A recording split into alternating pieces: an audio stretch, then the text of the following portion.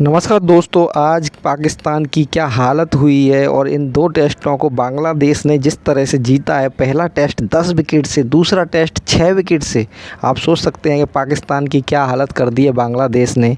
बांग्लादेश जैसी टीम जो अभी तक पाकिस्तान से एक भी टेस्ट मैच नहीं जीत सकी थी, वो अगर दो टेस्ट मैचों को इतनी शानदार अंदाज में जीतती है तो पाकिस्तान की क्रिकेट कहीं ना कहीं बहुत अधिक गड्ढे में जा रही है, ये इससे समझा जा सकता है। लेकिन ये क्रिकेट के लिए थोड़ी ख़राब बात भी हो सकती है कि इतनी अच्छी टीम हुआ करती थी, जो वो अगर डाउनफॉल होगा उसका, तो क्रिकेट में भी एक रोमांच जो होता है भारत पाकिस्तान के मैच का, वो ख़त्म हो जाएगा शायद। लेकिन ऐसा भी नहीं होना चाहिए, टीम तो अच्छी होनी चाहिए वो। लेकिन जिस हालत में वो पहुंच गई है तो उसके लिए शायद वो खुद ही ज़िम्मेदार हैं। जिस तरह से वो खुद चला रहे हैं, इंडिया को हमेशा तोड़ने में लगे रहते हैं और इंडिया की सोचते रहते हैं कि इंडिया किस तरह से उसको डाउनफॉल करें।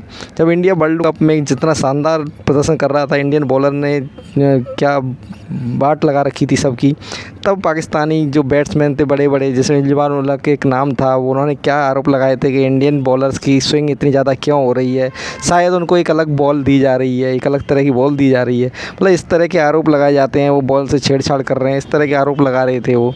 तो इस तरह के आरोप क्रिकेट के लिए अच्छे नहीं थे। उनको समझना चाहिए था कि इंडिया में वो दम थी, इंडियन के बॉलर्स में वो दम थी, जो वो ये कर पा रहे थे, आप नहीं कर पा रहे थे। अब आप हालत देखिए क्या हालत हो गई है। पहला मैच 10 विकेट से जीत गए थे, अब दूसरा मैच में तो बिल्कुल ही पाकिस्तान ने मतलब पहली पारी में 12 रन से बढ़त भी ले ली थी। पहली पारी में पाकिस्तान की टीम 274 रन पे सिमट गई थी, जो बांग्लादेश को उन्होंने 262 रन पे सिमटा दिया था और 12 रन की बढ़त भी ले ली थी।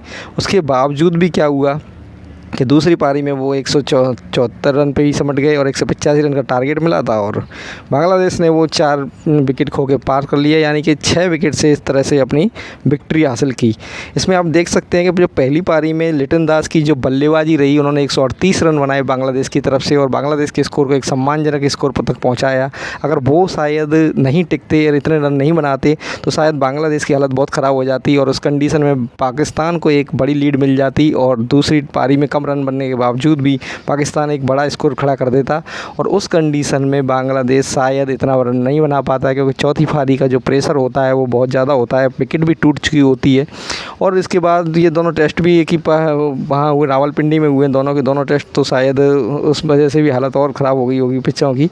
तो शायद आप समझ सकते हैं कि किस तरह से बांग्लादेश ने शानदार कमबैक, मतलब क्या शानदार अपनी बल्लेबाजी और गेंदबाजी दोनों में शानदार खेल दिखाया। दूसरी पारी में जब बांग्लादेश ने पाकिस्तान को 174 रन पे समेटा था तो उसमें नाहिद राणा जो उनका मुख्य रोल रहा, उन्होंने 4 विकेट लिए थे। पाकिस्तान की एक समय तो 117 रन पे 6 विकेट कर दिए थे, जिसमें 3 विकेट तो नाहिद राणा ने शुरू में ही ले लिए थे। उन्होंने एक रीढ़ की हड्डी जो पाकिस्तान की कही जाती थी, उन सब बल्लेबाजों को घर तक भेज दिया था उन्होंने पेविलियन में, और इस तरह से एक शानदार शुरुआत दी थी बांग्लादेश के लिए। तो बांग्लादेश के बैट्समैनों की भी तारीफ़ करनी होगी और क्या शानदार खेले हैं। लेकिन हम तो नहीं चाहते कि पाकिस्तान का इस तरह से डाउनफॉल हो, उनका भी थोड़ा अब इम्प्रूव होना चाहिए, क्योंकि अगर उनका इम्प्रूव नहीं होगा तो क्रिकेट टोटल मिलकर के क्रिकेट का नुकसान होगा। क्योंकि क्रिकेट ही एक ऐसा गेम है जिसमें इंडिया डोमिनेट कर रहा है। इंडिया डोमिनेट करे और उसमें अगर पाकिस्तान ही ख़त्म हो जाएगा तो फिर इंडिया के लिए चांस